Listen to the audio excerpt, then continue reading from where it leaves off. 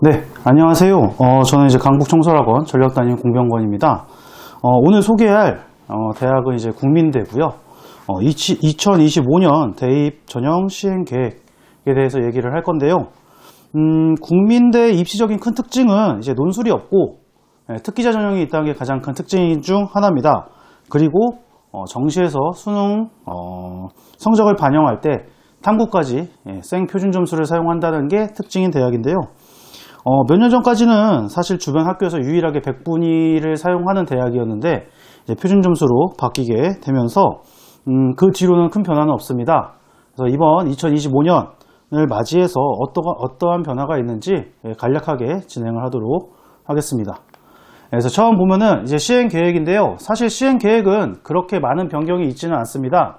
뭐 기능 특기자 아니면 체육 특기자 뭐 그런 것들, 그러니까 실기에서 약간의 변동이 좀 있었고요. 이제 가장 큰 거는 국민대뿐만이 아니라 다른 대학들도 진행을 하는 자연계열에서 대학 수학능력시험에서 반영 기준이 변경됐다는 거. 그래서 지금 나오는 표를 보시듯이 국수, 미기, 영, 과탐으로 반영하고 있던 자연계열이 이제 미기가 아니라 확통까지 전부 다 반영을 하고 대신 표준 점수에 가산점을 주고, 그다음 탐구 같은 경우도 사회 탐구까지 다 가능한데 과탐을 이제 표준 점수를 역시 가산을 해서 얘기를 하는 겁니다. 그래서 요거는 각 전형별로 다룰 때 뒤에서 다시 한번 말씀을 드리도록 하겠습니다. 다음에 이제 모집 단위별 인원인데요. 인원 변동은 사실 거의 없습니다.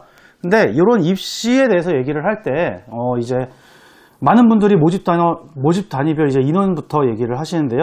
요거 같은 경우에는 사실 정시든 수시든 어찌됐건 입학을 하겠다고 하는 것은 아무래도 인원적인 면, 그러니까 줄 서서 들어가는 거죠. 그런 면이 있기 때문에 그 점에 대해서 좀 생각을 하셔야 되고요. 그러니까 한 예로 2021년도에 경희대 한의학과 인문 논술에 6명 모집을 했었어요. 근데 이제 2022년에 저희 학원에서 한 학생이 경희대 인문 논술을 써가지고 예비 1번을 받았습니다. 근데 2022학년도에 모집 인원은 5명이었어요. 그러니까 작년보다 1명이 줄었던 거고요. 그래가지고 그 친구는 예비 1번을 받고 최종적으로는 불합격을 하게 됐어요. 그러니까 그런 식으로 모집 인원이라고 하는 게 굉장히 중요한데, 여기서 뭐 어떤 학과가 몇 명이냐, 어떤 학교가 몇 명이 증가했냐, 감소했냐, 뭐 이런 얘기를 하지는 않는데, 전체적으로 인원의 변동이 있을 경우에는 이제 그 컷이라든지 합격하는 점수가 달라질 수 있으니까 관심 있는 대학, 그러니까 국민대 관심이 있어서 이제 이 영상을 보시는 분들은 그 학과에서 어떤 변화가 있는지까지 좀 보셔야 될 겁니다. 어찌됐건 전체적인 숫자에서는 큰 변화는 없었다라고 하는 거고요. 그다음 이제 교과 전형을 먼저 말씀을 드리면요. 교과 전형이라고 하는 거는 이제 기본적으로는 교과 성적, 그러니까 내신이죠. 내신을 가지고 뽑는 전형입니다. 그러니까 성실성을 조금 보는 경향들이 있어요. 이 학생은 성실하게 교과 학교에서 진행하는 시험들을 잘 봤다라고 얘기를 하는 거고요. 그래서 교과 성적 우수자 같은 경우에는 일단 학교장 추천이고요. 근데 이제 고교별 추천 인원 제한은 없습니다. 국민대 같은 경우에는 계속 없었고요. 그다음에 일괄 합산으로 교과 100%로 모집하는 전형이고요. 2025년도 시행 계획에서는 사실 변경 사항은 없어요. 근데 2024년도에 이제 진로 선택 과목이 추가가 됩니다. 그러니까 2023학년도 올해 입학한 학생들하고 그 다음에 이제 내년에 입학할 학생들, 그리고 지금 얘기하는 내후년에 입학할 학생들 같은 경우에는 조금 이제 성적의 양상이 달라질 수 있는 거죠. 진로 선택 같은 경우에는 인문 같은 경우에 표를 보시면 아시겠지만 국수영사 상위 3과목, 국수영과 상위 3과목, 그 다음에 뭐 예체능 같은 경우에는 국영예체 상위 3과목, 그런 식으로 해서 반영을 하게 되는 건데, 사실 국민대를 교과 전형으로 쓸 정도의 아이들이라면 못해도 2점 중반대 성적을 가지고 있는 아이들일 겁니다. 그러니까 그런 아이들 같은 경우에 진로 선택 과목을, 그것도 4과목 중에서, 4과목도 아니죠, 4과목 이상이 될 수가 있는데 거기에서 상위 3과목을 A를 못 받는 학생이 있을까요? 아마 없을 거거든요. 그러니까 기본적으로 내가 3과목 이상은 A를 받아야지 국민대를 지원하는데 불리함이 없다. 그러니까 약간 이게 최저 조건으로 들어간다고 보시면 될 것 같습니다. 그래서 원래 공통과목하고 일반 선택이 100%였는데 반영 비율이 85, 15 이렇게 바뀌게 되었다라는 거. 그 다음으로 중요한 거는 이제 최저가 될 텐데요. 최저 같은 경우에는 다른 학교들, 주변 학교들 같은 경우에는 이제 인문하고 자연하고 어차피 지원하는 게 비슷해지고 뭐 서로 교차 지원이 가능하게 되면서 등급합 같은 것들이 자연계 쪽으로 조금 완화되는 모습들을 보이는데 사실 국민대는 그런 모습을 보이지는 않았고요. 그래서 국민대 같은 경우에는 자연은 2합 6, 인문 같은 경우에는 2합 5를 하고 있고 그 다음에 인문계열 같은 경우에는 수학이나 사탐, 과탐을 다 보는데 자연계열 같은 경우에는 과탐만 보고 있는 이런 것들을 좀 볼 수가 있어요. 근데 경희대나 뭐 아니면은 건대같이 약간 좀 더 상위 학교들 같은 경우가 2합 5로 맞추고 있는 시점에서 사실 이 정도 최저 기준은 이 학교를 기준으로 봤을 때는 살짝 높은 정도이기 때문에 최저를 맞출 수 있냐 없냐에 따라 가지고 합격선이 좀 달라진 걸 보실 수 있을 겁니다. 네, 그 다음에 이제 종합전형인데요. 종합전형은 이제 시행된 지도 오래됐고 다들 잘 아시죠, 어느 정도는. 그러니까 학생들을 다각도로 판단을 해가지고 뽑는 전형인데 그냥 결론적으로만 말씀드리면은 크게 바뀐 거는 없고요. 기본적으로 서류평가 전형이 있고 그 다음에 단계별로 해서 면접까지 진행하는 전형. 그래서 국민 프론티어 전형이라는 게 면접 30%고 그 다음에 학교생활 우수자는 서류로 100% 그리고 수능 최저가 없다라는 거.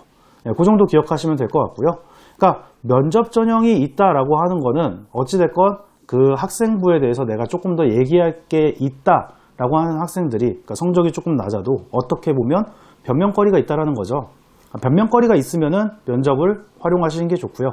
근데 일반적으로 학교 자체, 고등학교 자체에서 약간 그 학생부를 작성하는 능력 자체가 조금 역량이 있는 그런 학교들 같은 경우에는 서류 전형이 조금 더 아이들에게 유리할 수 있습니다. 보시면 되고요.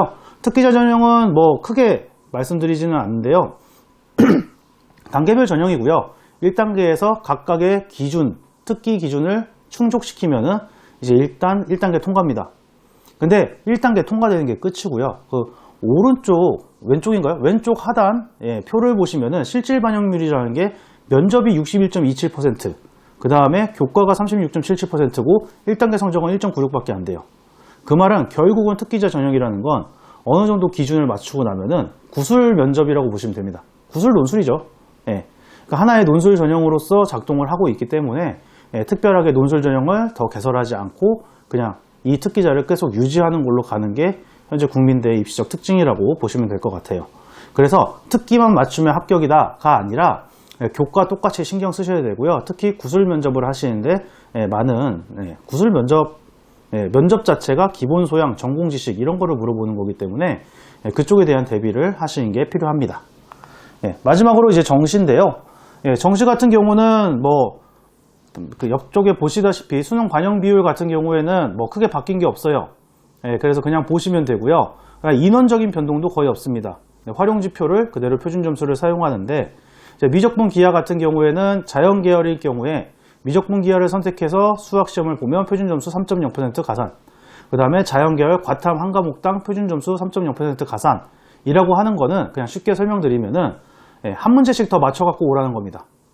그러니까 한 문제씩 더 맞춰서 점수가 일정 정도가 됐을 때 너 한 학교 위에 한 학교 이 위에 문과를 쓸 거니 아니면은 우리 학교에 이과를 쓸 거니라고 묻고 있는 거거든요. 문과 학생한테.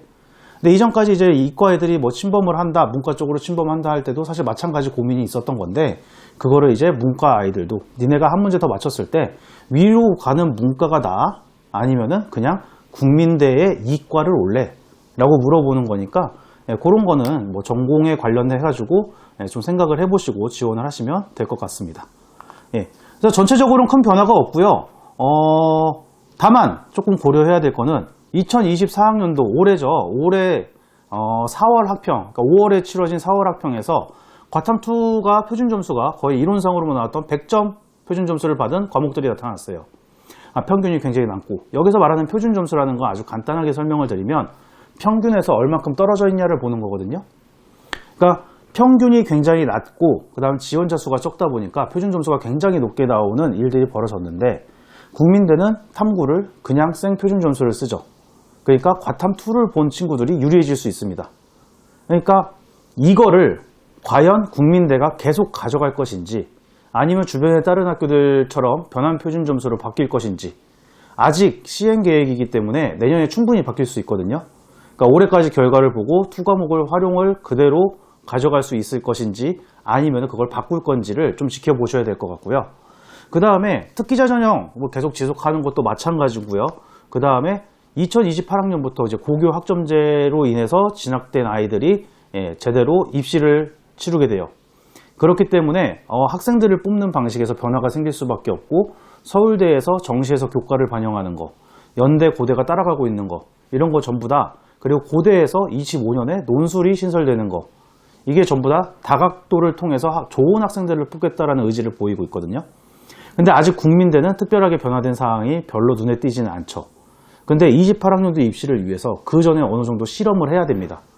그러니까 앞선 학교들이 실험한 결과를 바탕으로 국민대도 어떤 변화들을 좀 줄 수 있기 때문에 그런 것들은 올해 시행 계획이 나왔다 하더라도 내년에 충분히 바뀔 수 있는 것들이 있어서 그런 점들을 좀 주의하셔서 바뀔 수 있는 것을 확인해 보시면 좋을 것 같습니다.